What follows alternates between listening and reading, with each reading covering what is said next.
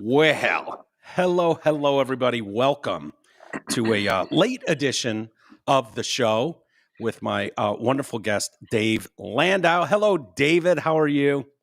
Hey there, baby. I'm good. How about you?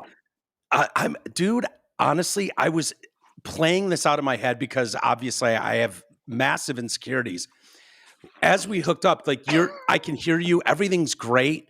And you're like, yeah, I can't hear you. And I was just like, wait a minute, what do you mean you can't hear me? And I'm like, oh no, Dave doesn't want to do this. He wants to go and like beat off in his room or something. He doesn't want to do this at all. And so he's pretending he can't hear me. This is terrible. Beat off room. there it is. The old legendary. You know that. The old beat off room. The old beat off. I'd recognize that door anywhere. And it turns out, as this is going on, of course, Ron, thank you, Ron, for popping in. And he's like, let me go into your computer, Mike, and see what's going on. And Dave is switching headphones, and he's wearing spaceships on his ears now. Yes. And it was totally on my end. It was on my fucking end. It had nothing to do with you. I went from my old Beats by Dre that are taped together. Yeah. To my new Beats by Dre studios. I'm not trying to brag, nor am I being paid for this. I had to get them because I was tired of taping them together. To a pair that Crowder gave me that I probably should have opened years ago because they sound really good. Do they? Yeah. It's actually a very nice gift that I should have probably been more grateful for. I've never seen those. They look like, what are those, iPhone or Apple or something? They look like that box. They're Apple. They're called Apple Max, I think. And as an MAX, let me look. They come in a leather AirPods Max with smart case. Oh. And dude, they sound like surround sound in your head. Like, it's amazing how good these are. Like, he really went out of his way to do something nice. Yeah. And clearly I didn't appreciate it. So hey, you're getting to it now. It's all right. I felt, we had a falling out right after he got him, and I had gotten him, I think, a book. So that's fair. It seems even. But it is odd when you're like, hey, I want to get you this book. It seems like that would be the fair price range. And he's like, I'm going to get you $600 headphones. And you're like, I don't think I can ever wear these. Yeah. But now I realize, you know what? I don't care what you buy me. Yeah. Yeah. Buy Nothing me wrong with that. Like Bill Belichick's girlfriend. Oh my God, just dude. give me. I was just watching that before I came in here to talk to you. I was just watching a breakdown on that whole thing. It's just like, I got no problem with the 76-year-old guy crushing 24-year-old vagine. Like, do you, dog? That's what $200 million in the. Yeah, right. Like, we can all, fingers crossed, we all get there, but you can't have her piping in when you're doing the talky talk stuff. You just can't do it. No, well, she had him wearing, I think, her pajamas in the interview. They're just like this. He looks like a hobo. And then she just leans in and is like, we're not going to talk about that because now she's the manager. That's when you go, we are talking about it and you can go. Can you imagine? Dude, you just can't. It's so emasculating. Is that the word? It is, absolutely. That is. But dude, you're a legendary football coach. Thank you. Not you. But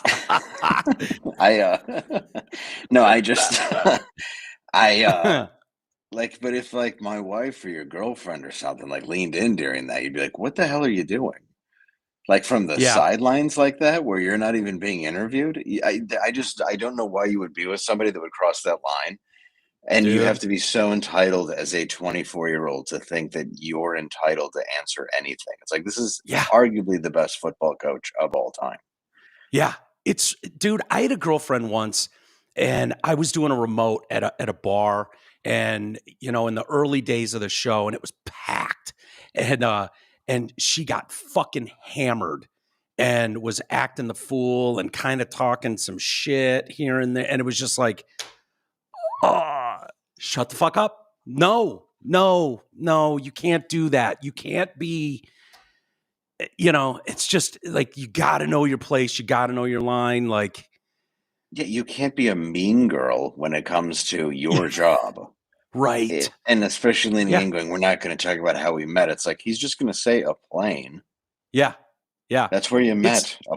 No one a cares. It's plane. public. Yeah, a plane. Yeah. You asked for his autograph on a book on a plane. Right, it's not Like, like he bought you. I mean, it yeah. it looks like he bought you, but he Yeah. didn't buy you. What do you think of that overall? Are you one of those that's like, that is so fucking cringe? Like, we all saw it with Anna Nicole Smith and some 90-year-old guy in a wheelchair, and it's like, we all know what the game is. Anthony Cumia is a good example of this. Yeah, he's And, been doing it for years. for years. Messi And Messi's catching up though. He's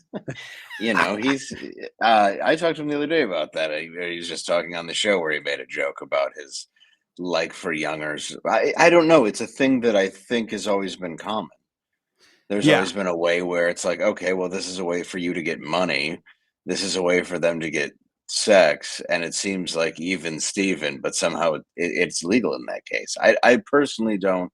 I imagine the conversations are terrible and everybody says that, but most conversations in relationships are terrible. So what difference does it make? exactly. And I'll tell you, man, I've watched Missy on a couple occasions just do podcasting. She's done shows with people connected to Ant and stuff. Hmm. She seems like a cool, fun chick who's down to earth and gets Hmm. it in the very limited time I've seen her.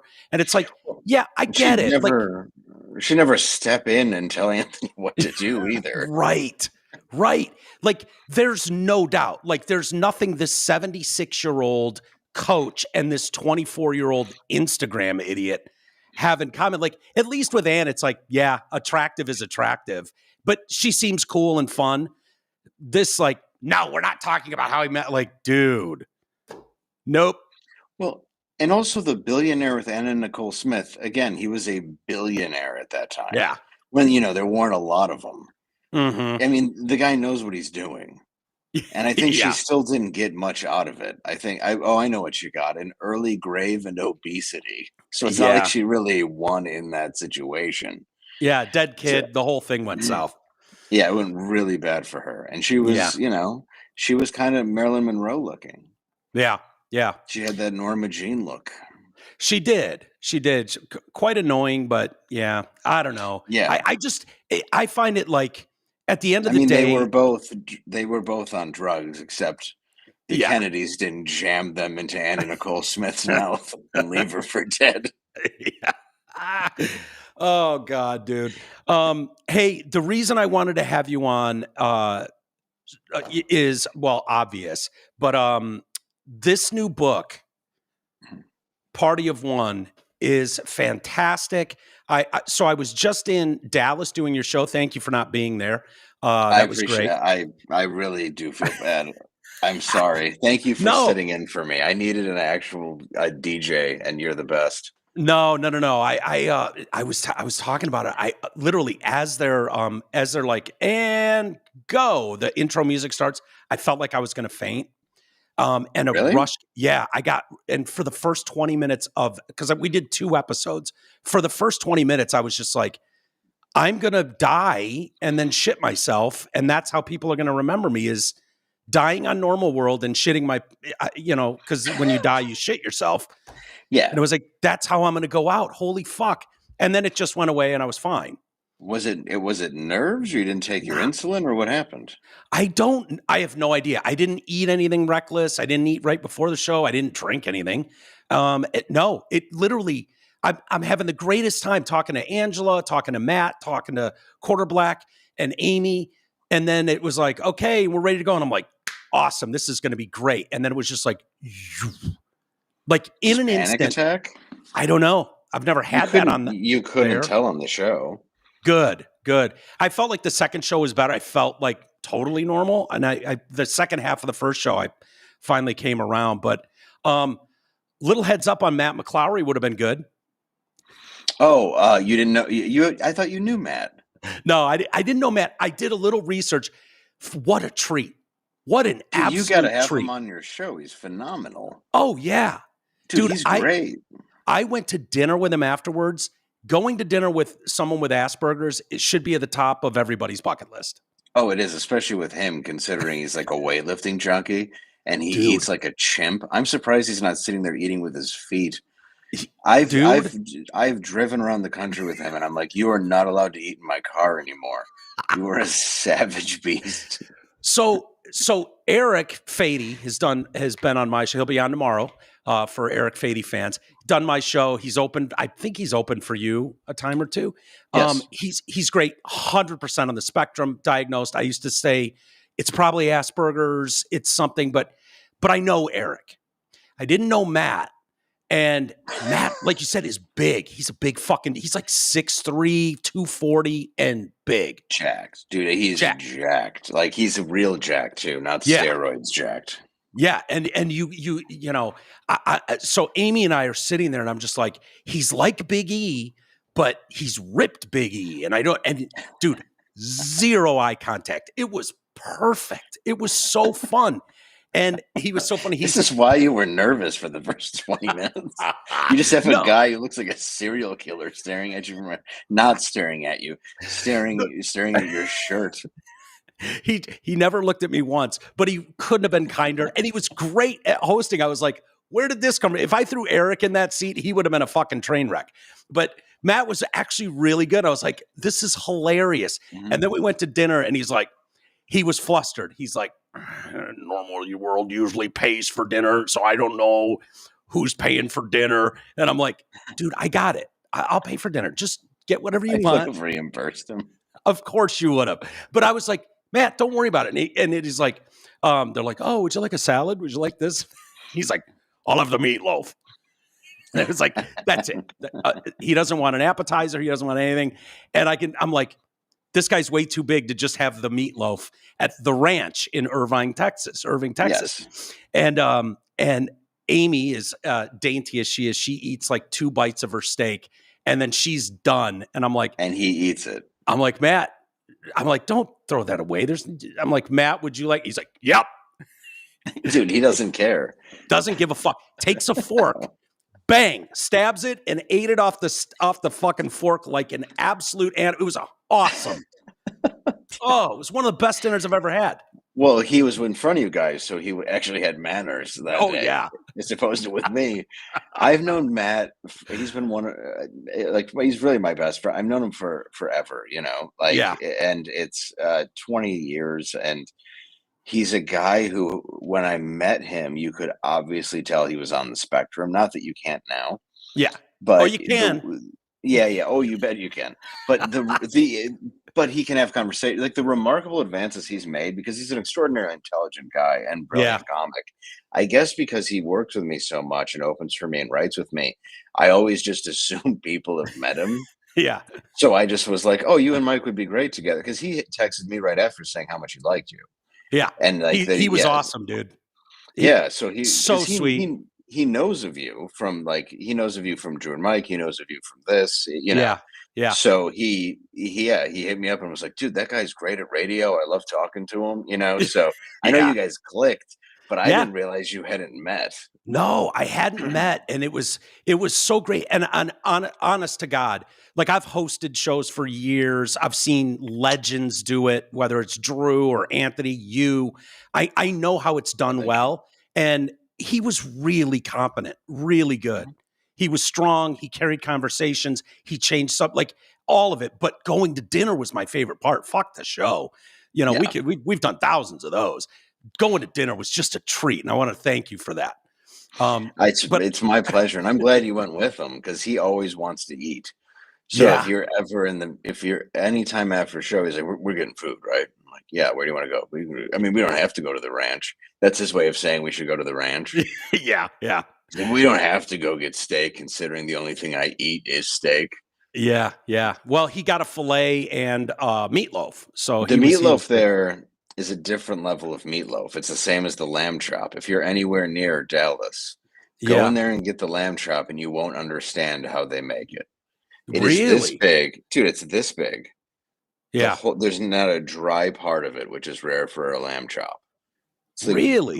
It's the best lamb chop I've ever had. I've never seen anything like it. It's the best.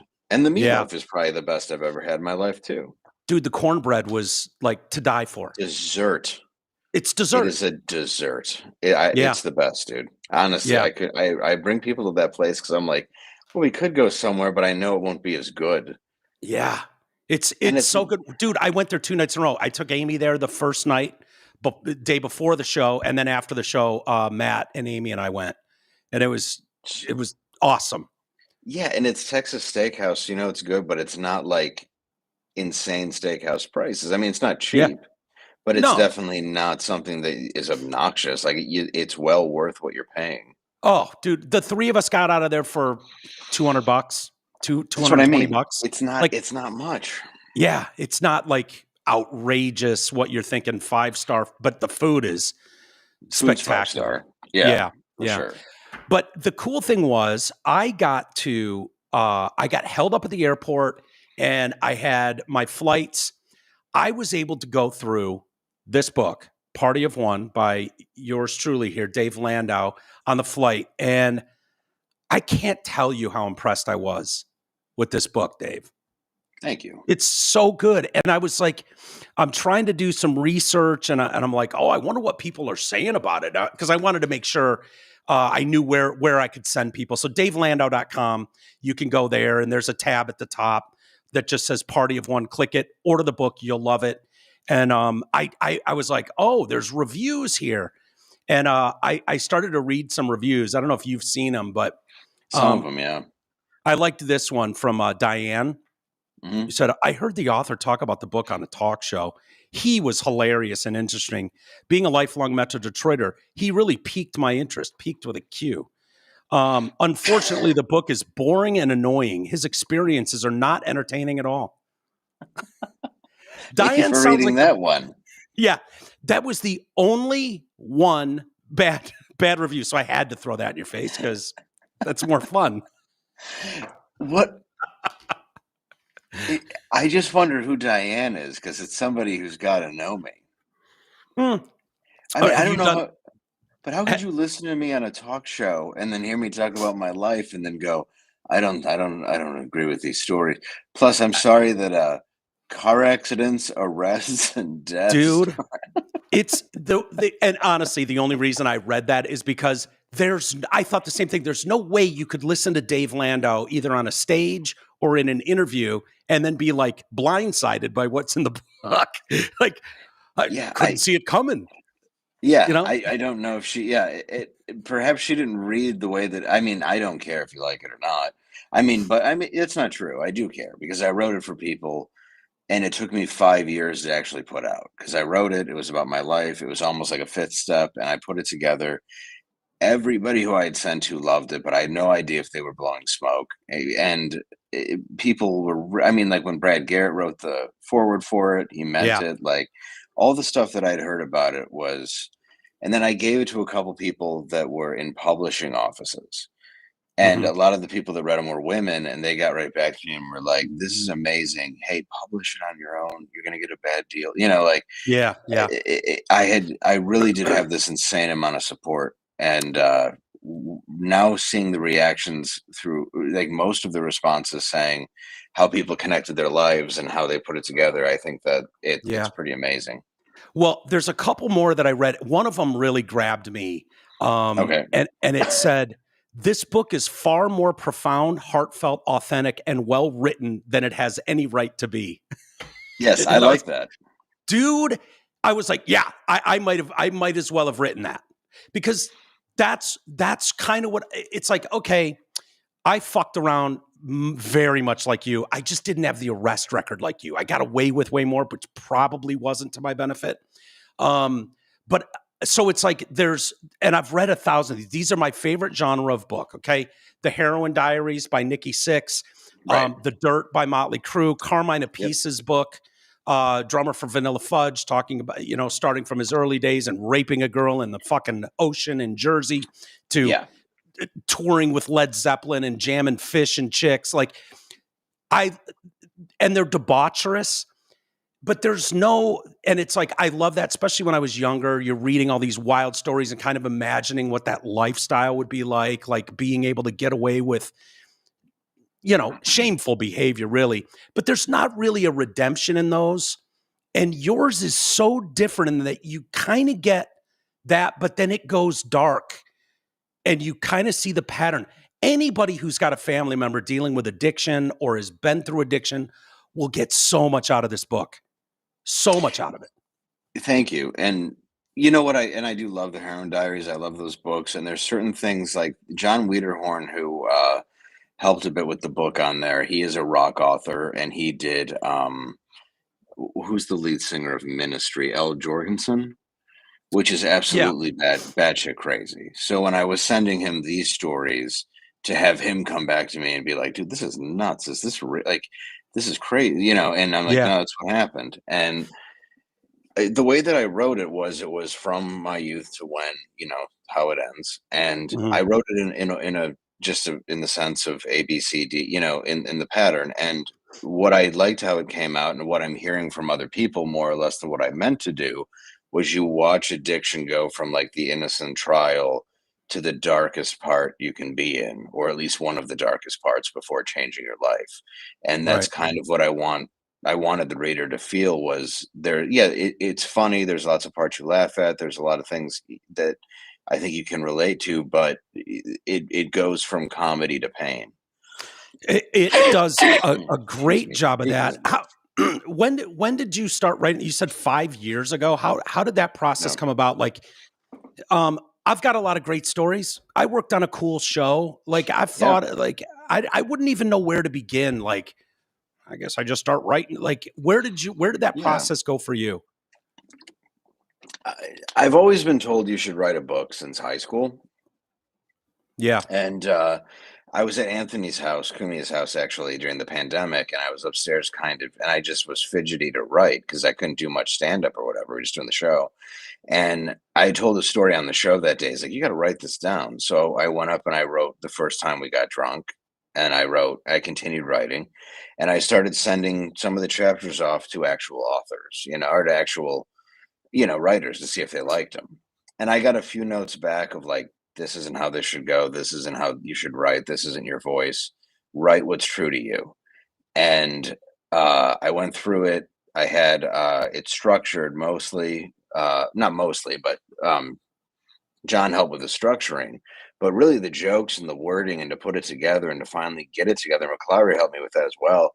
But it was just the fact that I needed to kind of get all these bad things I had done in my youth off my chest because I talk about them a lot on stage.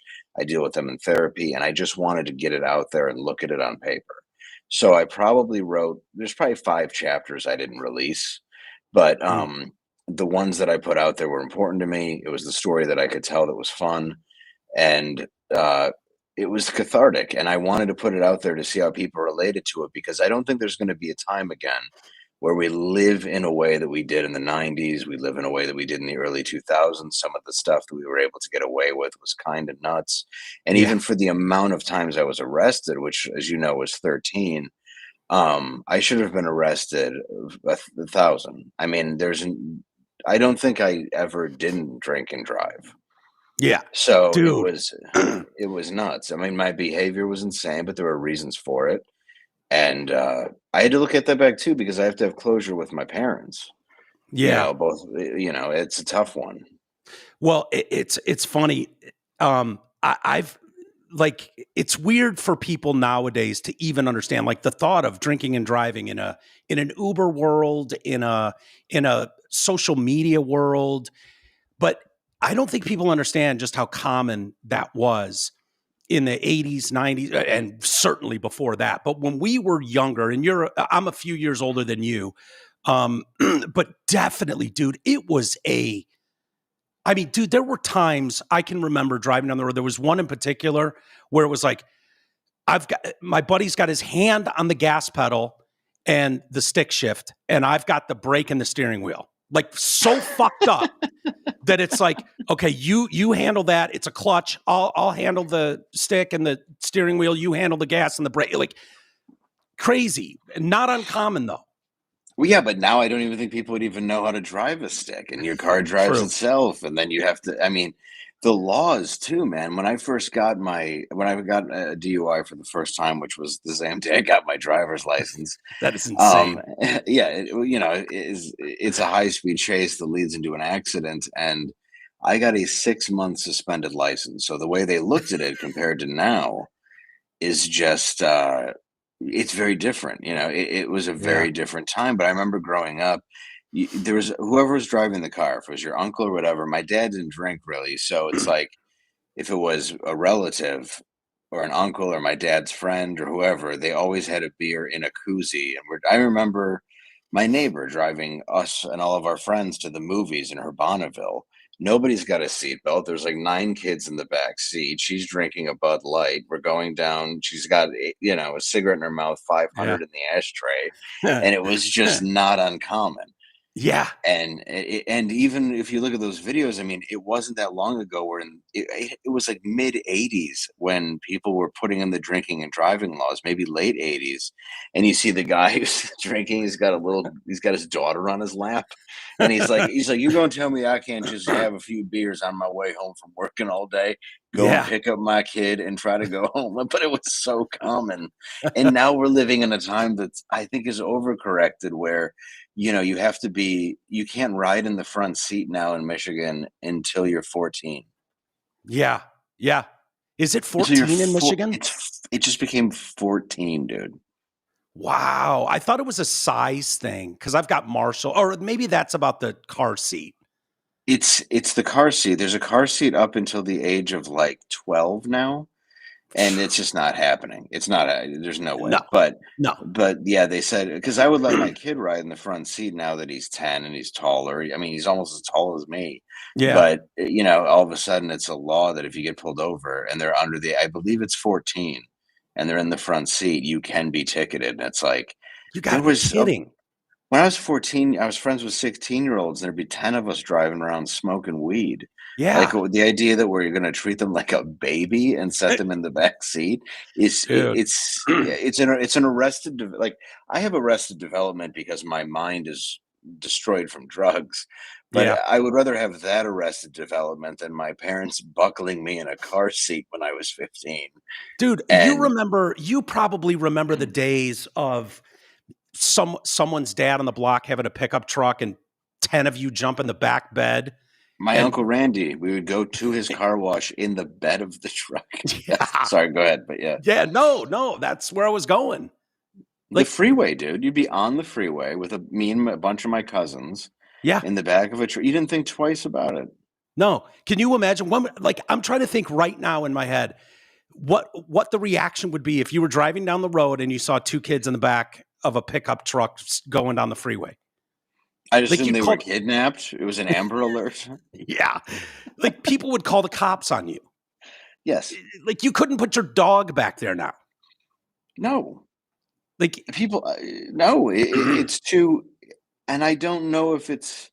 I mean, I'm sure it's safer. I guess you could argue that. But at the same time, is it? Because I mean, we've put so many stuff in cars now where it's like, how do you tell people not to text? You have stuff beeping every time you go near yeah. a line.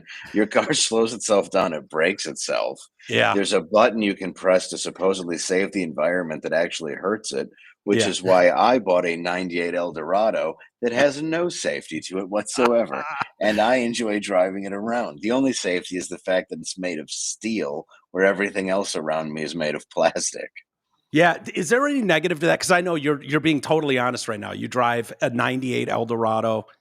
Yeah, I drive It's Polly Walnut's car. very Charlie LaDuff of you. Charlie LaDuff is Yeah, like I can that, see some that. old ass Cadillac, big fucking boat, and from 1970 something. You're just like, of course, this is what Charlie's driving. So, I it's a beast though. I think Charlie and I are kindred spirits in that way. And Hmm. I just enjoy those big American cars. Like one of the first things I bought when I had any success was a 2009 DeVille, like the gigantic ones. All leather, all wood grain, just a Oh, beautiful car. what? What was that? S- It broke It up was there. a 2009 Yeah. Cadillac DeVille, the Yeah. DTS. It was like the Oh first thing I yeah. bought. And it was, dude, I loved it. And then I bought an ATS, and then I bought the older one, which was the Eldorado, and I love that car. The downside to it, Shit, I guess, would that be was cutting out. what happened. Oh, was it? No, it was just it was just cutting out. I don't know if it's your end or my end. Probably my end, but the downside would be when you're backing out, there's nothing that beeps. There's no camera, but you can buy a camera. So Yeah, I'm probably going to that do would be that the at some worst part. point. That would be the hardest part. I rely a lot on that camera, the reverse camera. And I never did before.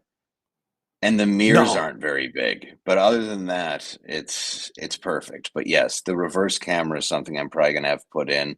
Also, because people like to cut you off and have frivolous lawsuits now.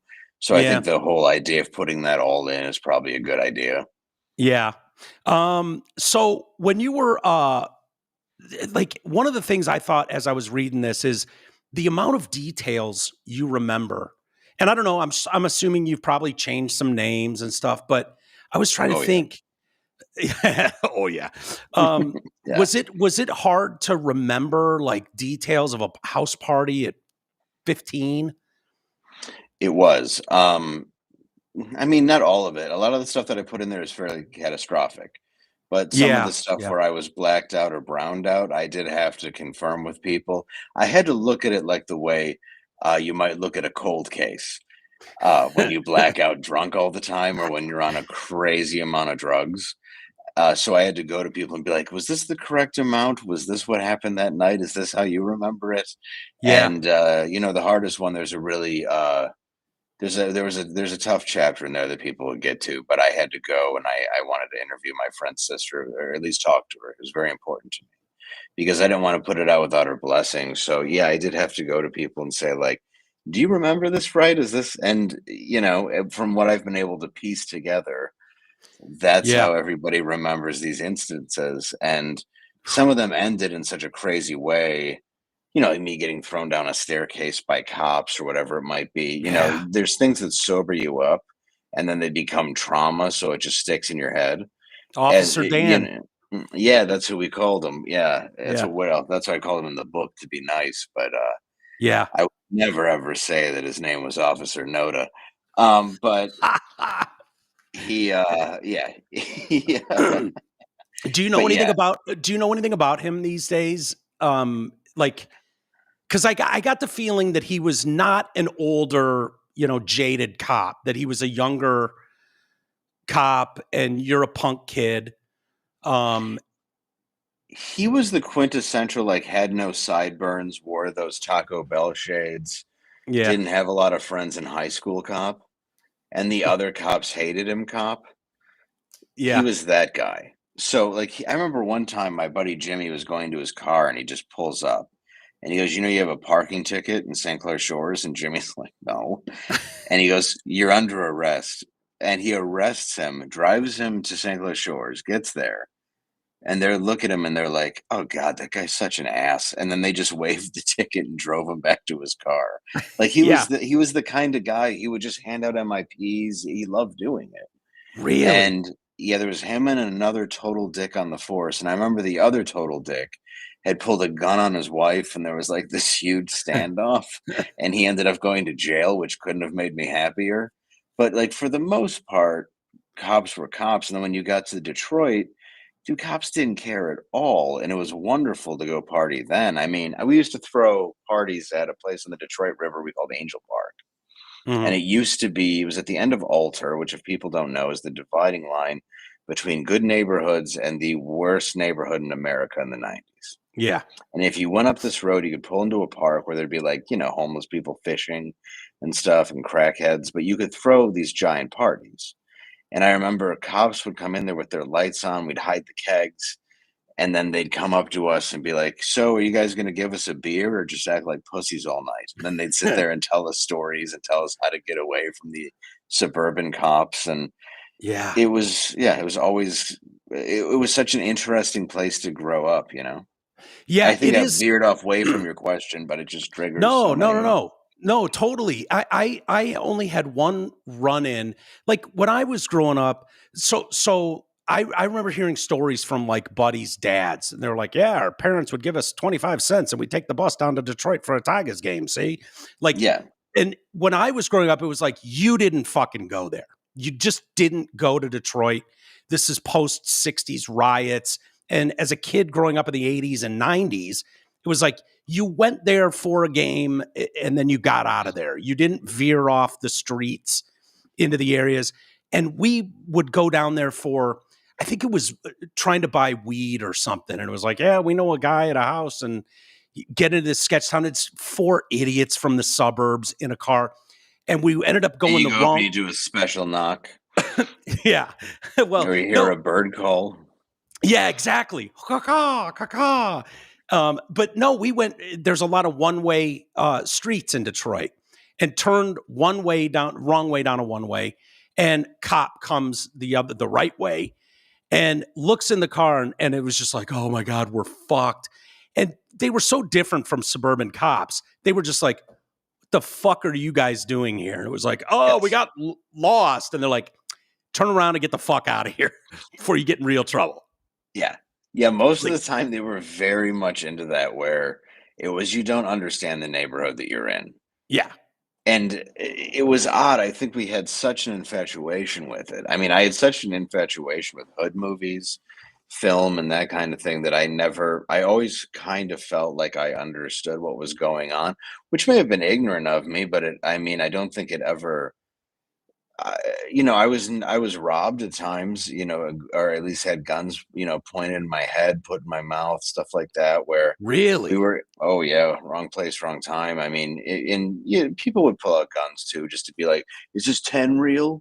And then my friend's mouthing off like, Yeah. why would we make fake tens? And I'm like, could you shut up? He's pointing a gun at me. Yeah. But Yeah. the usually the ones who would be out of line were the ones that were kind of the more white suburban coke dealers, who really had something to sort of prove, and they were always in almost the stereotypical like 70s robe and listening to music, and it was obnoxious. And then when you went into the ghetto, their goal wasn't to start wiping out suburbanites. Their goal was to make money off of you. Yeah. So, I mean, you could go into the houses, be cool, as long as you didn't come off like an ass. And then by the time the rave scene hit in the late 90s and early 2000s, I mean, everything in Detroit was just, you went there, and sure, stuff happened, but for the most part, I mean, yeah, you're an abandoned firehouse on Mount Elliott at a rave, and you have no business being there, and you're 17 with a pacifier in your mouth, but you're Yeah. also there with a bunch of other people that are experiencing this. And not only that, it's a nationwide craze. Yeah. So the more and more I went into Detroit, the more and more I got to know the people who would buy us beer, the people who would tell us to go, what houses we could go hang out at, what houses we could go drink at. I mean, the further you got from the suburbs, it became the Wild West. I shouldn't even say the further. I mean, there's such a line in Detroit Yeah. between wealth and poverty that it's literally you just drive over across the street and you're in the Wild West, especially at that time. And the stuff you could get away with and the stuff you could do, as long as you just watched your back and, minded your manners a little bit, it paid off, especially for somebody Yeah. who's on drugs. And so I don't know exactly where you were, Dave, how close to that line you were, because we were Livonia and more so Farmington Hills when we got into high school age. And so 9-10 mile, but you were only 2 miles or a mile from that line that you're talking about. And if we wanted to have someone buy us beer, no problem. Just go to 8 Mile. You wouldn't fuck around on 10 Mile. You wouldn't do that on 9 Mile. No, But you get to 8 Mile and they didn't give a shit. no, and you get to 7, you got to be a little careful. Yeah. Yeah, because I mean, my buddy got his shot and his Bronco taken on 7 Mile, and he lived, oddly enough. The dude was tough as nails. He was like Armenian, but there was a lot of carjackings back then. But Yeah. anyway, sorry, I just trailed off in a weird thought.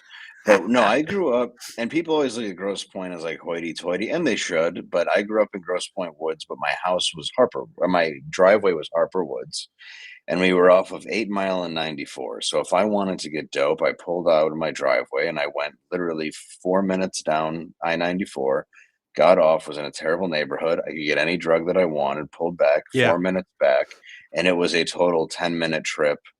So I was like right on the border and of at the time the murder capital of America. So it's odd because it's like in one day, a lot of my friends who I grew up with, they lived in the inner city.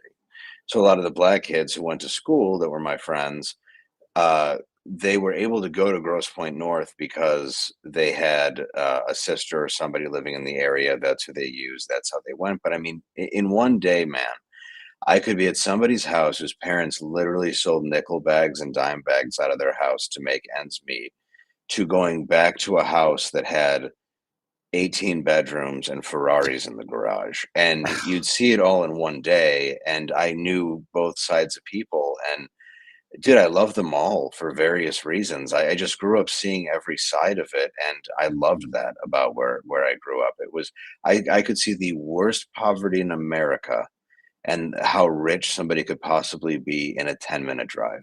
Yeah. Where did you feel like most comfortable? Because I definitely saw a lot of similar things. Especially someone family lives on Orchard Lake in a $5 million house on the water, and it's like I never felt comfortable there. But going into my buddy's, 3-bedroom shit box, and where it's just like piss in the corner, like no kidding, downstairs, just piss in the corner.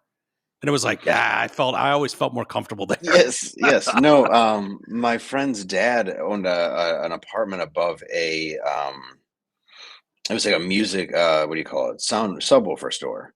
Oh, And above that, and it was on 7 Mile. And it what was was it? A pretty hood. Mickey's? What It was was like a it? Mickey's, Mickey? but it was like a rip-off Mickey's. It was like, Yeah, a lot of the items were hot, but he had, like, pool yeah, tables upstairs. I mean, hookers would show up. It was pretty nuts, but, um, I always felt good in those places. I shouldn't say that place in particular, but for some reason, if I was in a house where I knew they had been through something, especially what I was going through within my family, I felt more connected. And a lot of times when you were in the bigger houses, now there were exceptions. Sometimes the people who owned the biggest houses were more fucked up than anybody on earth, 100%. and they'd Yeah, let you get away with murder, so it was kind of fun. But I mean, I remember going to, I mean, the house that Maglio Ordonez ended up buying, um, these giant mansions where the kids' rooms were literally what used to be the maids' quarters behind the house because they were so old that they were built, so they had their own mansion behind a mansion. But I also remember them having no relationship with their parents. And the reason why yeah, we were doing drugs there is because they were broken, they weren't connected to them. And again, there were exceptions to that. I knew very wealthy people that were very happy, but you would see those families where they just were never able to connect yeah, with any kind of love. They really just understood money. And if the kid needed something, they're like, well, here's a credit card, here's a Jeep Cherokee, here's a what, whatever it was. That's yeah, how we yeah, love you. And that left them empty. yeah. One of the chapters early on is chapter 2, The Girl Next Door, and it's Yes. just, dude, like it's sort of a rite of passage, you know, like Yes. young teenage boys, or even before earlier than that, figuring out the phone and how to make prank calls. Um, we all did it. Like this is crazy though.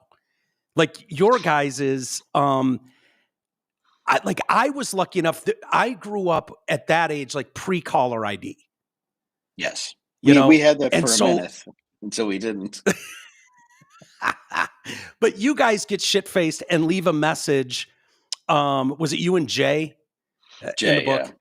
Yeah, yeah, Jay in the Yeah. book. It's pretty close to his real name, don't worry. Yeah. And It's and funny, it's like, I just like changed his name in the book, but his picture's in it twice. But sorry, go ahead. but no, I don't want to give stuff away, but you guys call her, and then it's like next thing you know, you're being called out, and the message is played for you that you clowns left on the machine to this poor girl. And it's just Dude, that's why when I'm writing that story, I know the story's funny too. Why it took, like, a while to put it out, yeah, but I don't wanna ever hurt the girls who I'm talking about. Like, if she goes back and reads it, that's why, like, I wanna make it very clear, like, this is a regrettable moment. But the Sure. reason why in hindsight you have to laugh at, because I mean, those are direct quotes like, "Hey, I want to floss with your pubes." This just comes across the answering machine. And the parents had Yeah. just gotten caller ID, which we thought didn't exist unless you were like a federal agent. So all of a sudden, Right. my dad gets contacted because he can recognize my voice, the dad in the background. And now we're sitting at a table, and dude, we're sitting at a table with a neighbor, a grandparent, an uncle, the dad, and the mom. And then my friend's mom who made the call.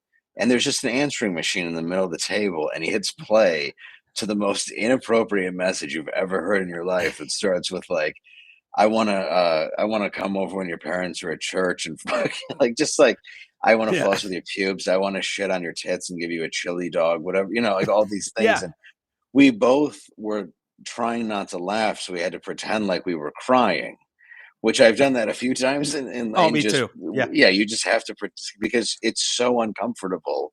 It's like, why are you doing this? This just makes it funnier. Yeah. But Yeah. I remember, but I saw her once at CVS. God, it's had to be like 8 years ago, and she's with her kids, and I'm like, I can't apologize for it now because of what I have to say. But like, Oh, and yeah. I had apologized to her in school. I think I sent her a message at one point. We'd gotten along, but a lot of it's a blackout blur. But I felt so bad, dude, especially when she shows up later in the book, and oh, Yeah. it gets worse. It gets worse. And the funny thing is, if when you get past that, like if you're not a teenage boy, you wouldn't understand this, but it could have been anonymous insert person here. Like it's all about the message and the shock value of it to us. So it's not a personal attack on anybody No, anytime we're making those calls. You know what I mean? Like small consolation, but it's like, trust me, this had nothing to do with you. It could have been anybody's phone number that we did this to. You know what I yes, mean? it just happened to be the worst choice we could make. Yeah. And I remember when we were young, like when Jerky Boys first came out, that I loved, and I know Johnny Brennan, who's one of them, and he's hilarious, dude. He plays Yeah. Mort Saul on Family Guy, and Oh, I didn't or know that. Mort Goldman, yeah, yeah, Oh God, the that's funny. pharmacist, yeah. Yeah. It's just like, yeah, I have a lot of mucus. They call that Jewish honey, but we Yeah. would call my friend would do this. This is like eighth grade, seventh grade. He did this spot on little kid impression. Like, it would fool anybody, and he would talk to, like, somebody on the phone who was, like, an elderly woman or elderly guy for, like, 10 straight minutes being like, "I mean to call this number. You must not be my grandma," and they'd ask him questions like, "Well, what are you doing today?" And he'd be like, "I'm painting. I'm painting," and it would go on, and then I would come home as the drunk father and beat the shit out of him, and then all you Yeah. could hear was the person on the other end of the phone being like, "Timmy, are you okay? Are you all right, Jimmy?" And then we'd hang up. But it was before caller ID, so this person probably just went through life thinking that they listened to a 3-year-old get put Dude, into a microwave. that's so funny. I had a morning show partner, Dave the Beagle, in Lansing and in Kalamazoo, and we used to do this thing. It was like, oh, the White House has a phone line, and they have live people answering it. And we played these two kids, these two little Timmy and Jimmy, I think, and we would fucking call the White, and they'd answer at the White House, and we'd be these two abandoned fucking kids. Just Yeah. how long can we keep the White House on the phone? Dude. Like so stupid, so dumb, but hilarious to us. Yeah, you think you can get your house like a battering ram through the door for doing something like that? Well, and then Right? dude, there was 1-800 call Sam, which Yeah. everybody I know would get on the phone and be like, "I slipped and fell and I can't get up." Till Well, eventually you realize they were so used to that we started doing characters and seeing how far we could go. it is sort of the early, that's like the earliest you start figuring out character voices and how to react in real time to whatever comes up. That's sort of how so many of us have that story. And for your generation, you mentioned the Jerky Boys. There was Drew Mhm. and Mike doing that stuff. Yes. Like Andrew Dice Clay and the nursery rhymes, like that was what your generation was weaned on. Like it only makes sense that you guys would take it up a notch. The language would be like I grew up probably more in the as you got Prince Albert in a can. Yeah. Well, let them out, Yeah. where Yeah. like Dice hadn't come out yet until I was a few years older. And so like, it makes sense that you guys would be like, I'm going to shit on your tits and give you a chili dog. Yeah. Like, dude, I grew up, yeah, like we grew up with like Eddie Murphy and Sam Kinison and all these people in movies that were completely irreverent. And then, yeah, once you had Jerky Boys, where I mean, there's nothing funnier than them just being like, "A man beat me severely and threw me out of your store." And they're Yeah. like, "Can you describe him?" He's like, "No, he broke my glasses." Like, did he hurt you? He's like, "Yes, he hurt me physically Very and badly. emotionally." It's my shoes fell off, and it was so much fun. And even when the movie came out, like it had kind of started to die out, then it would pick Yeah. back up. But even listening to it years later, I didn't know it existed. Was Jim Florentine and Don Jameson, who are friends of Yeah. mine, who put out Terrorizing Telemarketers, and Yeah. they're just absolutely brilliant. And Jim was special ed on Crank Yankers, Oh, yeah. Yeah. so he's like, I have this puppet called the Retard, and they're like, we can't do that.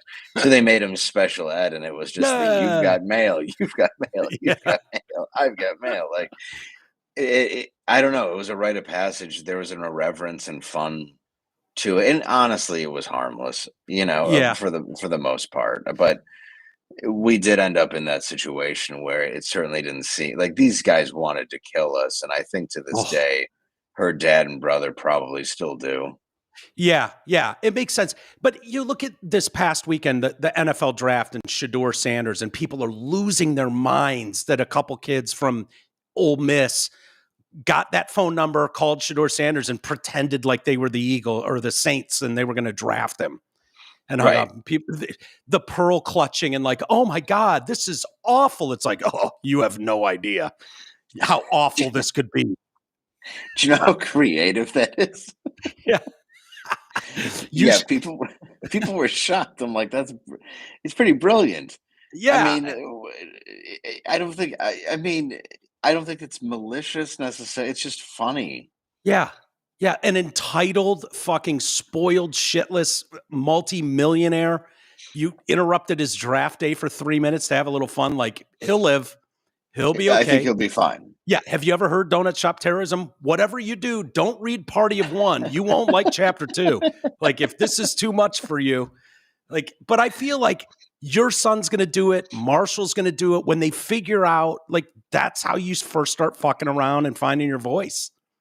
Well, I think now there's such a strange thing because if you look at everything in that book, it all could have been stopped with one Ring camera. Yeah. Seriously, so much could have been avoided had you just like the only people that had cameras were the rich of the rich, and even those were grainy and barely working. Yeah. So it's interesting now to see what they'll have to go through in order to cause mischief and trouble or whatever it Yeah. is they get into. But I do hope he gets into a little bit of it. I mean, I don't, you don't want to see people get hurt, and I think it's good that there are more regulations than ever.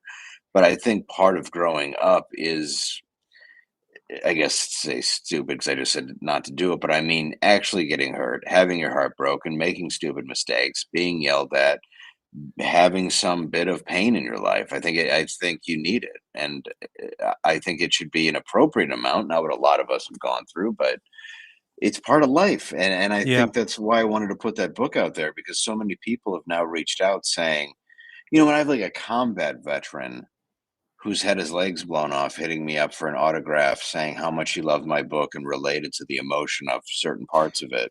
It's crazy because it's like I can't relate to anything that you did, like Yeah. you've really suffered. Dude, But that's, I don't know that that's true, Dave. The trauma in your book is, I don't even know how to say it. Like, it's like, I knew about your dad. Obviously, we've done sure. plenty of hours of radio together and told stories about your mom. Your mom's beautiful, by the way. Oh, thank you. Yeah, you've got a picture of her Did in you there. dig her up? I did not dig her up. I dug up the picture you put in the book. It's towards the end of the book, and it's just like, what a beautiful lady. Thank you. I'm not hitting on your dead mom. It's But fine. I can hook you up. She can only go to one place for dinner. Yeah. Where? Where's It's a Van Dyke Cemetery by Connor Airport. You're gonna have to get takeout and take it to her. But no, Yes. honestly, I knew about your mom and her story, which is absolutely soul crushing when you get the full context of this book, which is the part I mean that about this isn't just a salacious book of listen to all the crazy shit we did, which is kind of what the dirt is, kind of what the heroin diaries are.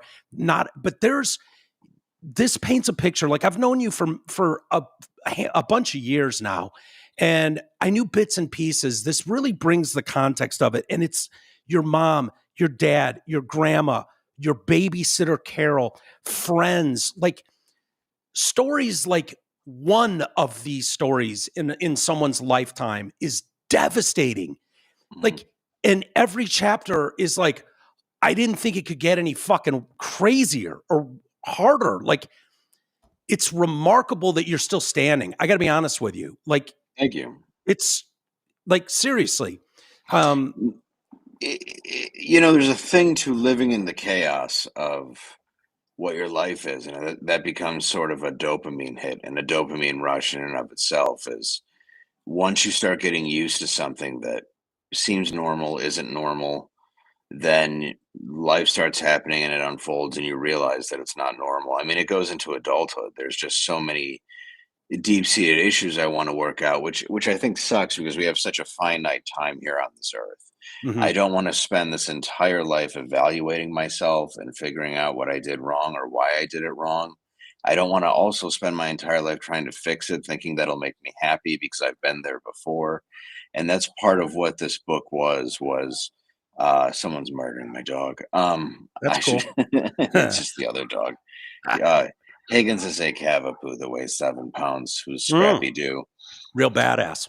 Yes, he's a real badass. Nothing says manly like a Cavapoo. But I a lot of those parts I put in there because you're looking at somebody who's dealing with addictions. You're looking at somebody who's gone through stuff in their life, dealing with things that losing people at a certain age who really don't deserve to be dead. You're looking at so many layers of things in my life, and putting that out there allowed me to move into the next chapter, which will be another book of things that happened to me that were chaotic. I mean, there are things that I realize there is a comfort in chaos for me.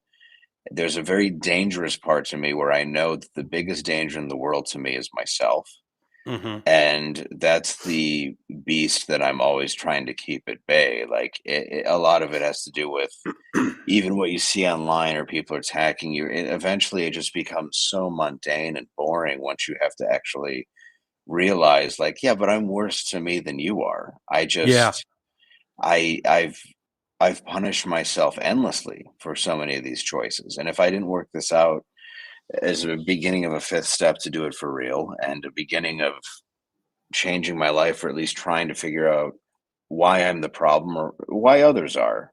Mhm. Not always saying it's you, because it's not always Well, you. I as I read it, it threw me back to so many moments in my life, and as I'm going through it, I remembered a time like my family went to visit my grandmother's grandparents in Florida, and we're gone in the summer for 2 weeks.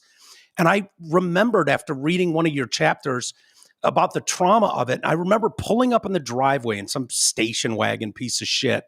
And, we first got home and we're in one of those Livonia streets where there's young families everywhere. So there's tons of kids.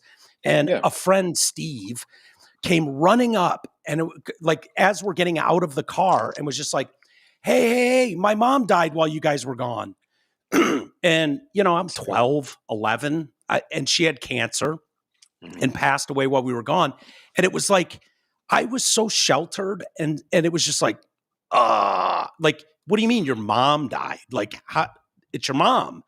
And it was like, my reaction was like, I can't even hang out with Steve anymore. That's too much. Now obviously I hung out with Steve again, but it was just like, that level of trauma, and then you compare it to what these chapters, and it's just like it just keeps going. It did, and, I had that too where one of my best friends, still to this day, he moved, over to us in 2nd grade from Farmington Hills, and he had lost his mom to breast cancer. His dad ended up remarrying, but I'd never his mom was just never around, so I never saw it from his perspective. But my dad was his coach. My dad was always there for him. My dad, he loved him.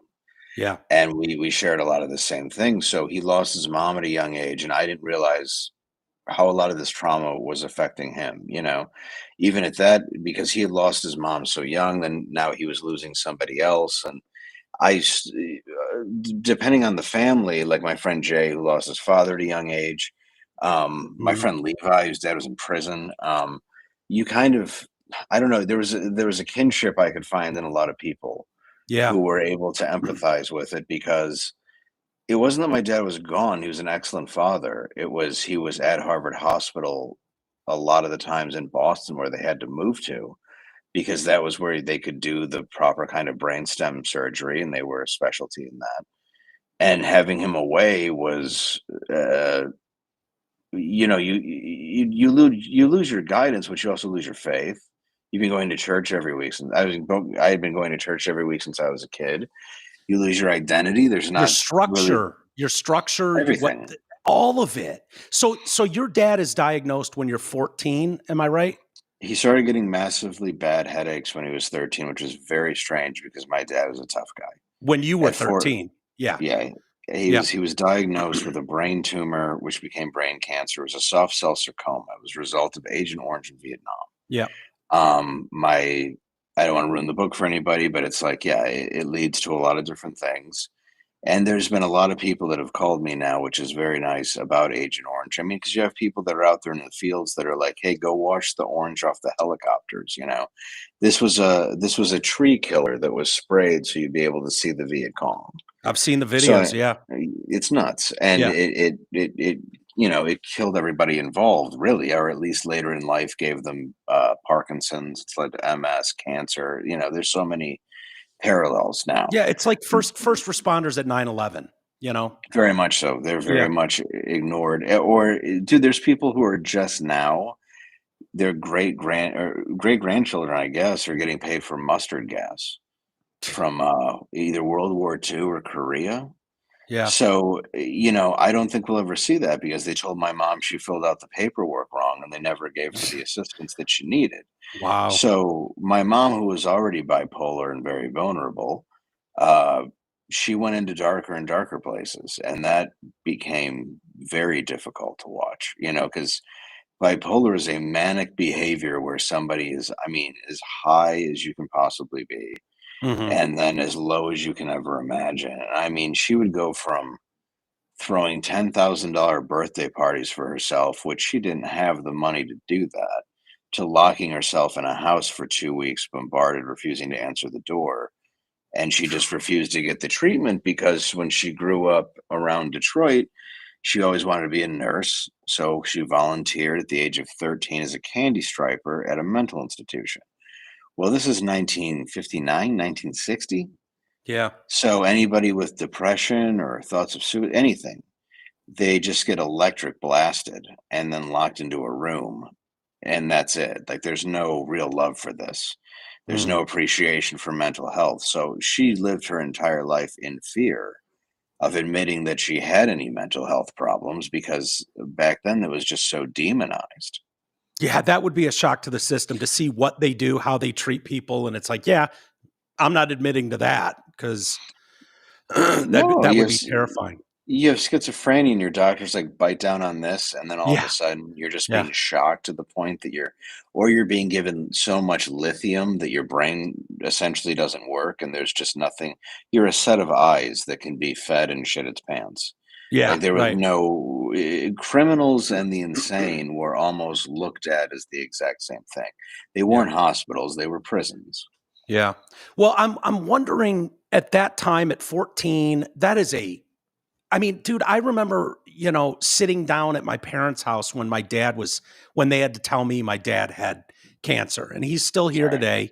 And Good. that was 15 years ago. They didn't give him that long to live, and here we are, and he's doing all right. But, I was in my 30s, late 20s, 30s. Like, I can't imagine what that conversation is like on a 14-year-old kid, and then how it escalates, obviously.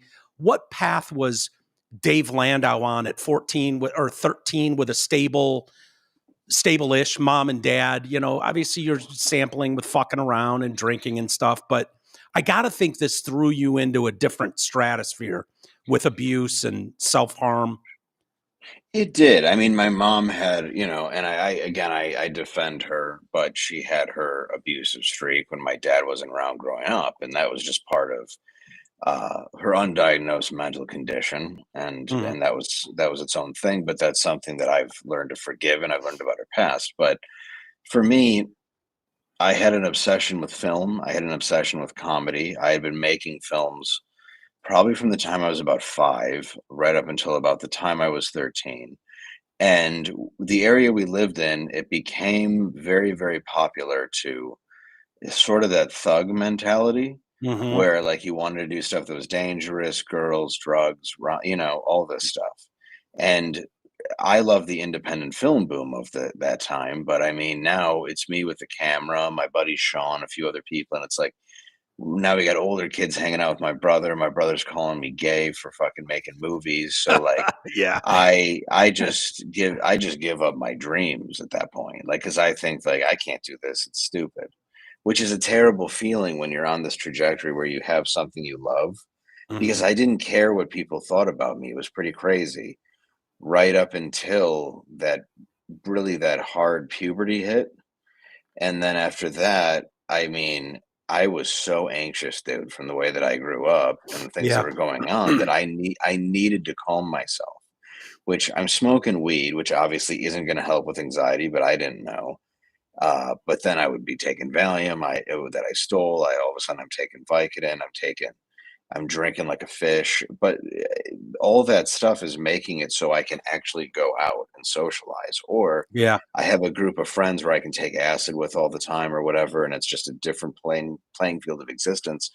I decided that subconsciously I wanted to kill myself with drugs and alcohol, and I wanted to go out as hard and fast as possible, which Yeah. is Belushi. danger. Yeah, it was. I mean, well, what's interesting is Belushi kind of wasn't a hard partier. People find out, like he Yeah. obviously did coke and all that, but he he really wasn't a big drunk. But the idea of him Yes. became so large that when Chris Farley died the same way because he was trying to live up to this when that was John Belushi's first speedball and it killed him. I Yeah. mean, even when he died, I guess according to Bill Murray's brother, Brian Doyle Murray, said, "What happened? Did he have 4 beers?"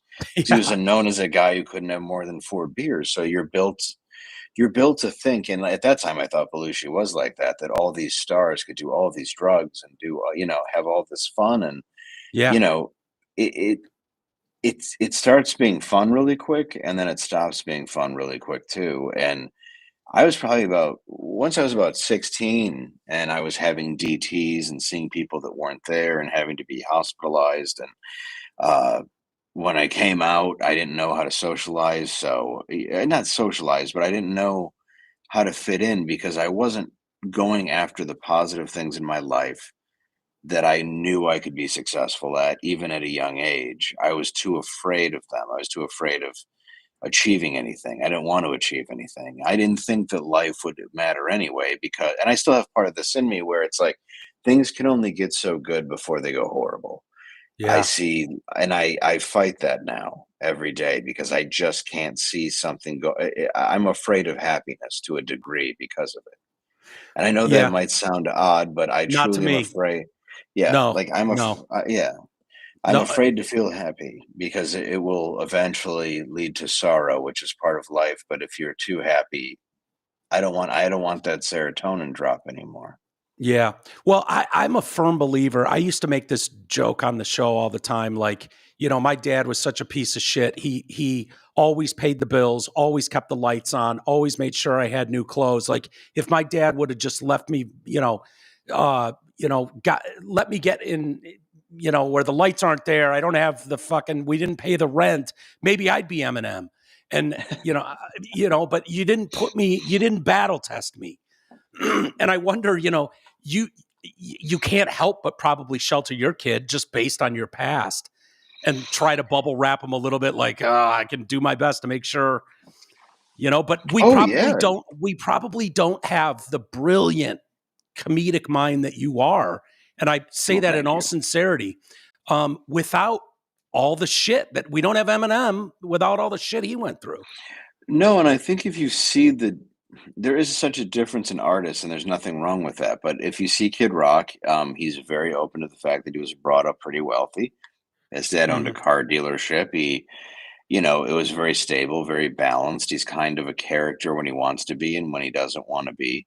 And when you see Eminem, there's a darkness that I find to be very authentic, Yeah. regardless of what people think of his politics. Yep. It's there. It's always been there, and it's what I like about his music. And again, it's what I like about Kid Rock. There's not a dishonesty to it, but one is a playful presentation of a character, and the other one is a broken man, no matter Yeah. how much he gets. Yep. And people don't understand, but that's a psyche that cannot necessarily be changed. It can just be worked on, and he grows. And obviously, his talent is remarkable. But even when he first got famous, look at the amount of drugs it took. Look how his dad tried to come back in his life. Like my dad was abandoned the day he was born. That's why we have the last name Landau. That was the guy who raised him. That's not our real last name. Really? And yeah, the day my dad was born, he came in, saw my dad and his twin sister, and said, "Oh God, twins," and left. Oh, So wow. in turn, my dad was a coach who was always there for me and always loved us. He coached high school basketball too. He became the person that he never had in his life, or at least he became the person who ended up raising him. He ended up playing for George Perlis. He was excellent at football. Your He dad? excelled. Yeah. No No, he's a shit. I didn't know phenomenal that. athlete. Yeah, he's a phenomenal athlete. Was he taller than you, Dave? Because you're not the tallest specimen on earth. No, he was not way taller than me, to be honest, but, my brother is taller, but my dad was fast as hell. I actually have a picture of him upstairs in the Goodfellas game. I wanna say it's in 1965, maybe, and it made the front page of the Detroit News, and it's him leveling, 3 guys in 2 feet of snow. Whoa, no He kidding. Yeah, he was a beast, and there's a book, I think it is called Goodfellas, that covers a lot of, Detroit football at that time, Yeah. and, Perlis was going around looking for, people to who my dad played for eventually a bit in college, but, um, he was going around the neighborhood trying to find kids that were willing to play football for this St. Ambrose team, and that's when he met my dad, who he came from a rough upbringing, but was very cool and very, trainable and wanted to just go out and do good, and Sure. they had a lifelong connection. That's amazing. I had no Yeah. idea. Yeah, he was That's an wild. amazing athlete. It skipped me completely. My son is in travel baseball. Yeah. My brother is a good athlete. I'm okay at golf, but other than that, Yeah. no, dude, I don't have the skill, and I admire it greatly, but I played football for 1 game, Yeah. and I got hit, and I took off my helmet, I lit up a Newport, and I walked out. Yeah. Isn't that hilarious how that works? Like, yeah, Dude, wasn't built for this. no. It's funny That's 'cause so people are like, "Well, funny. you're lucky, you probably don't have CTE." I'm like, "I've been in 30 car accidents. I'm sure I have Yeah. CTE." Dude, the stories, it's so funny how you bridge the humor and the one-liners and just I could just hear you writing this as I Thank you. read it. I'm like, he may have had help, and I think I was joking with Amy, like he had to have someone help him. His fucking grammar's too good. He's using me and I versus I and me. Like he's right on all of them. I don't know how this happened because I think he Yeah, skipped as much school as I did. yes. I, the benefit I had about this was I wanted it to read as if I was telling you a story. I Yeah. didn't want it to read like a normal book. Because I read a lot, but I put down a lot of books halfway through because the descriptions of nothing. It's Hmm. it's it's tedious, and what I wanted to do is put it together like when I'm talking to you, you read it as if it's actually my voice, and when people started getting that before I put out, I was happy to hear that. What were you getting?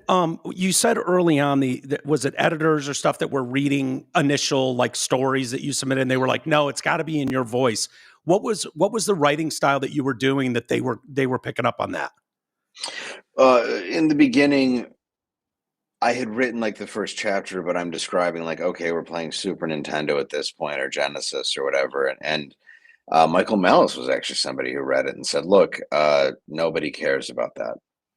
They care about you and these side characters." And then I it's like the book is you. He goes, they can all exist in it because they were part of you, but it's like it's you. You have to be open to you, not like, hey, this is a 90s throwback. Remember phones? You know what I mean? Yeah, Whatever yeah, yeah. shit. So when I wrote it, I realized I just cut out all those parts that were unnecessary.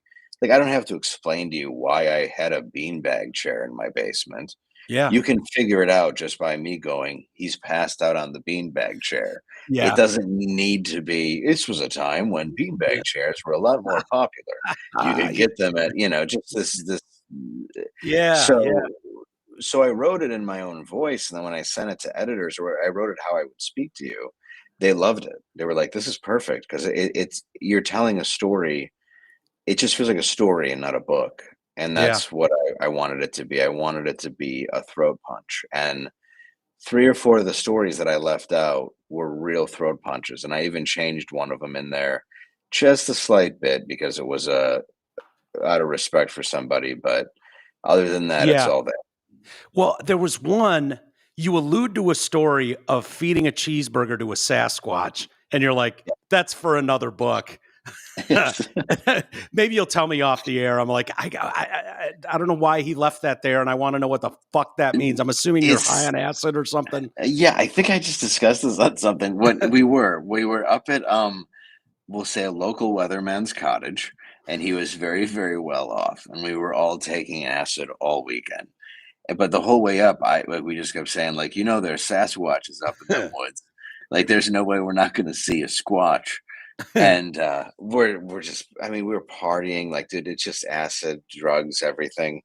And, one day we're sitting there grilling, and all of a sudden, the Sasquatch runs up out of nowhere on this golf course, and we're all like I just hear my friend go, "Sasquatch!" And we run down and we start throwing burgers at it, and the Sasquatch is jumping in the air and eating the burgers. Now, it's not a Sasquatch. We are fully aware this is a Saint Bernard, but because we had Yeah. built up it was a Sasquatch in our mind for so long, we all were connected in the fact that this was indeed a Sasquatch. So then a guy pulls up in his golf cart and, like, dude, I'm telling you, we're throwing this thing burgers like it was gonna kill us, like, even though it was the most guy pulls up in his golf cart and he goes, "Hey, how you doing? I see Betsy got up here." And my buddy goes, "You named your Sasquatch Betsy?"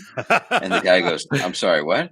And, he goes, "Anyway, Betsy's never had people food. You didn't feed her, did you?" We're like, "No, No. we didn't feed her anything." And we're like so to us, it was just this, like, we fed a Sasquatch on acid until its owner came and got it. That's hilarious. But Okay, whenever anybody says my dog's never had people food, they don't realize that their dog has. yeah, of I've course the had dog so has. many friends where they're like, my dog's never had people food. And I'm like, I've been giving your dog food for like 5 years. Your Yeah. dog's your dog's adorable. Yeah, guess what? Your dog loves it too. You're not gonna Yeah, believe it. yeah, your dog Yeah. follows me around every time I'm here because That's I so carry funny. treats. It's so funny. I also I was shocked when I read that you worked at a party store slash pharmacy, Yeah, and it's still there I'm like, too. dude, this has got to be like no kids will have the stories of being able to just pinch pills. I cannot believe someone hired you at a fucking pharmacy. Dude, I was so young. I think they just didn't see it coming. Yeah. Because my friend had been robbing them for a while, because this is at a point where nobody's really counting pills. I think it was done by weight. Yeah. All controlled substances, yeah, they're there, but I mean, this is like as the oxy boom is going on. Like if you go to your doctor to get a checkup, you can sign with an oxycontin pen. They had attractive Yeah. drug girls coming in. Yep. They were taking doctors out to eat. I mean, this was pre any kind. And I mean, dude, I got my wisdom teeth out. I remember I got 60 Vicodin. It Yeah. was Oh yeah. pretty limber. So right when you would take the trash out, right next to it was the Vicodin, the Valiums, which were fives and tens, blues and yellows, Yep. Oh yeah. Canaries. Percocets, yeah, all that Yeah. stuff, dude. And you could just pop the cellophane out of your bag, and we always use the cellophane from cigarettes Cigarettes. to Yeah. kind of measure it, and then we would fill it up like halfway, and then you could go and take it. And I mean, I would crush them sort of like a vacuum, but a lot of Hell yeah. people would, just, you go and sell them at school for 5 and 10, you go back, you do the same thing. And dude, we were just taking so many drugs, but it never got even noticed. That's crazy. Like, did your And parents notice when you went home? Like, I had a couple buddies, like one buddy from family from Europe, and they didn't give it. They had a garage filled with wine and beer. We'd go over there, shoot pool, smoke cigarettes, and get absolutely obliterated drunk. We had one buddy whose mom was still hanging on hotness wise and was, on dates all the time and didn't give a fuck. We would just load into this house and go nuts. There'd be a fire here in the living room, like just absolutely out of control. But I like going home, it was like my parents would be like, "Oh God, what did you do?" Like, did you fear at all, like going home and like, "Oh fuck, dad's home." oh fuck, oh yeah. I mean, I remember it was so weird. Like I would try to crawl up the stairs to my room, and if I made this sound in my head where it was like I just like squeezed my ears together where I could hear like a ringing, for some reason I thought that would also be heard, that silence through the house. And so I'd be like crawling up the stairs, and then my mom would just open her bedroom door and just turn on the light, and I'm just like on all fours scrolling to my room. Yeah. So like, yeah, they knew, but they were my dad knew for sure. My mom did, but there was a denial to my mom, and they were also kind of from a different generation where this wasn't that common of an abuse issue, where I think they would have just assumed I was smoking weed or Yeah. I had been drinking. They didn't realize that I was actually on some very serious drugs at the time.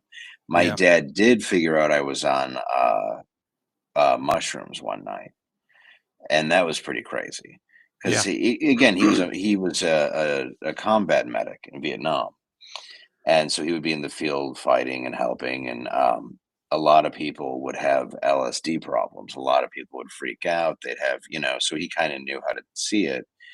And one day I remember I walked inside and he looks at me and goes, "What are you on?" And I was like, nothing. And he goes, "Well," he goes, "You weren't drinking. I don't smell it on you." He goes, "You smell like pot, but that's pretty regular. Yeah. But your eyes, they're like, boy, they're like dinner plates." He goes, "You take any hallucinogenics?" And I was like, "No." And he goes, "Acid?" And I was like, "No." And he's like, "Mushrooms?" And I was like, "Maybe." And he's like, "Why don't you sit down and just," and I'm sitting there watching TV with my dad while he's fully aware that I'm tripping balls, dude. Yeah. And I think he just wanted me to find my way, and eventually I did, Yeah. but yeah, he was smarter in it, but he was, at times very run down, and there were points where, like in the book I talk about, there's always that moment where you want to fight your dad, which is a great idea when he's a non-vet. Yeah. And yeah, it hit these points where things became very, very serious. Where yeah, they eventually learned how badly I was going, and I mean, a totaled car the day you get your license is bad. Yeah. But the third one, or the one that you're hiding, or the things that, it all adds up. But yeah, I was always afraid of repercussions, but what are you gonna do when you have to leave and go and get brain surgery? Yeah. What are you gonna do if you have to, and then your kid could come with you, but it's a fortune, and you're paying out of pocket because the VA won't help you, and you kind of have to rely on and my aunts who stayed with me, dude, they knew. And I Yeah. remember my Aunt Andrea, God bless her, she was so nice to me when I started staying with her. I kept like she would leave an open pack of, I think they're called Dorals or Durells Yeah. cigarettes, Yeah. where they weren't quite the Parliament, but they had the hole in the middle, Yeah. and I would just start sneaking them. And then one day when I wake up in the morning to just get some coffee before I go to school, she goes, "Hey, could you stop stealing my cigarettes?" And I go, "What are you talking about?" She goes, "I don't care if you take a pack of cigarettes. The Yeah. carton's in the freezer, but please stop taking them from my open cigarettes because when I get to work, I have way less than I thought I had." And That's she funny. was, yeah, and I would straighten up around them because I don't know, they respected me, and Yeah. to a degree, and they weren't gonna put up with my shit and let me stay there. And they probably Um, knew you were handling a lot of stuff that kids your age probably shouldn't have to handle. which I found out later, you find out later. I have another book I wanna write, and I'm trying to find the memoir, but it's my Uncle Doug who was addicted to heroin, and, of course, when he died, I was 13, and my mom, very, very naively was just like, "Well, God just said his heart was too big for this earth and Yeah. needed, him up there as one of his angels." And Yeah. I'm like, "Didn't they find him in the back of a car?" It's like, it's Yeah. not important where they found him, son. But he was a really sweet guy, one of the sweetest guys I ever knew growing up. And Yeah. I had an uncle who I love very much named Frank, who he was actually John Van Biesbroek's brother, who played for the New York Rangers and the Florida Panthers. So we knew them, and he was a lunatic, though, and I don't mean that in a bad way. He was my favorite uncle and one of the nicest guys. But eventually, he thought his hair plugs were talking to him. He thought Oof. like he looked like Burt Reynolds. He was like a full on man's man. Yeah. He blew his head off, and it's like it's just this sad thing where there was so much trauma in my family that people had dealt with that they never told me about, Yeah. that I found out later why they were able to talk to me, and it's like, I just wanna break all those customs. Do you think that's genes on some level, or do you think it's just like luck of the draw? I mean, because that's You gotta be know in your head, like, "Oh my god, I hope my kid doesn't have the Landau gene that is gonna make him turn into me at 13." You know what I mean? Like, Yeah, it's funny, I've had to look at a couple things a certain way of people that have, like, come to my comedy shows. yeah. Because I remember being in a backyard once, and, this guy comes up to me, and I'm smoking cigarettes, and the dad comes home, and he walks back, and I knew this guy my whole life. And he goes, "Hey, Dave, I feel really bad about what's going on with your family." And I was like, "Oh, thank you, Mr. R." And he goes, "But I need you to stay the fuck away from my kids, all right?" And I was like, "Okay." And then, years later, he comes to a stand-up show, and it's like, "Oh, we're just gonna pretend this didn't happen?" Yeah, right? And it's like, I understand you protecting your kids and stuff, but at the Yeah. same time, I wasn't selling them dope. I wasn't forcing them to do anything. I wasn't any of that stuff. Yeah. So, yeah, I mean, yeah, I guess I didn't really answer that, but that just reminded me of a No, no, it's fine. memory. Well, it reminded me when Amy and I were in Dallas, and Amy's sister texted and was like, "Yeah, I saw the Landau kid," because he goes to school with, their daughter or something, and, Yeah, he was looking over here at one kid, and they whipped the football at this kid and drilled him in the balls and thought it was hilarious, and I'm like, "Yep, that's him. that's a proud But moment." yeah, he is, but he's confident. He stands up for himself, and he's not a bully. So whatever Mhm. happens with that with my son, I've seen him in action, and I've always told him, if you start the fight, it's a big problem. Yeah, But if and he's a really good kid, and I'm yeah, very lucky about that. And I do worry about it being genetic because I remember this is just going to sound disgusting, but when I realized I started having issues was obviously the discovery of like Penthouse magazine, sure. and then that being in your head. But I mean, the really real issue was I when my dad first got sick when I was 13. This sounds disgusting. I don't think I've ever confessed this on air, but I would take shredded cheddar cheese and pour Hershey's syrup on it, and I would eat it because it made me feel good. And dude, I got fat real quick. Like I went from like 90 pounds to like 130. I'm like, and then which is not good when your brother's already calling you gay for making movies. So Sure. like now I'm just fat and gay. So, after that, and like I could use my words, I would piss people off all the time and fight back, and then they'd stop. That's how I ended up making a lot of friends. Was they didn't want to get on the bad side of that. Sure. But that was when I first discovered, like, I think there's something wrong with me. Where why am I doing this? Like I'm doing it in a shameful way. And that's when I Yeah, realized I would hide my, like, addictions and things that I found, pleasurable that most people, or at least I thought most people wouldn't. I've heard a million stories now where that's not that crazy. But there it was this moment where I always loved movies, and I all of a sudden love food, and when you look at it, it's all escapism. It's all wanting to not be part of the world that's in front of you, and I still totally. have that. Yeah, so do I. I know that place well. But um, thank you for so much time, Dave. I really appreciate it. And I think what people are going to get out of this is when you read all of this stuff together, it gave me hope that it's never too late. It's never over. Like I've had those feelings. Like I see that 10-year-old's fucked. It's over. That kid's trash. And it's like, yeah, no, you like there's a lot that you can mount a comeback from, be as successful as you are. I think you're one of the best comics working today. This Thank book is you. brilliantly written.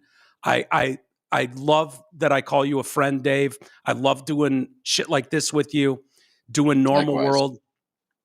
Make sure you watch Normal World Tuesday, Wednesday, and Thursday with Dave Landau as the host. See him wherever you can. His stand-up's as good as anyone.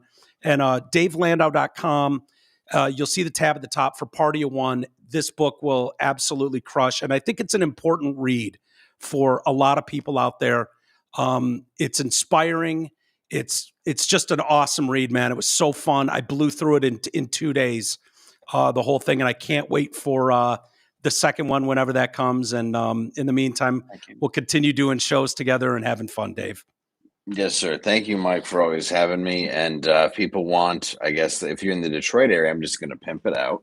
Go. May 16th, come to Romeo's or Youngers and Romeo. The tickets just went up, so not a ton sold. So come out to that one. And then I'm trying to think of where the other one is. Belleville. I have one coming up at Diamondback. Okay. So if you guys want to come to that for the Detroit people, Yeah. come on out to those shows and check out the book at davelanda.com. And then I'm just on tour all over the world for the world people. Love it. Are people able to get autographed copies? They are. They probably have to come to shows, or they can hit me up on Venmo or my website. Okay. I need to put up a link where they can be able to get that, because I do want to autograph copies. And I've had people send some, and then I'll autograph and send them back. It's no charge. I'm happy to do it. Okay. Well, thank you so much, brother. Thank you for all the time tonight. I appreciate it. I know it's getting late there. We'll do it again real soon. And Amy really wants to come do Normal World with you, so we'll have to schedule Yes, something. we will for sure, man. I do want to make that happen. Okay, pal. Thank you All right, so bro. much, Dave. All All right, right. Good night. everybody. Have a great night. Amy and I'll be back tomorrow. And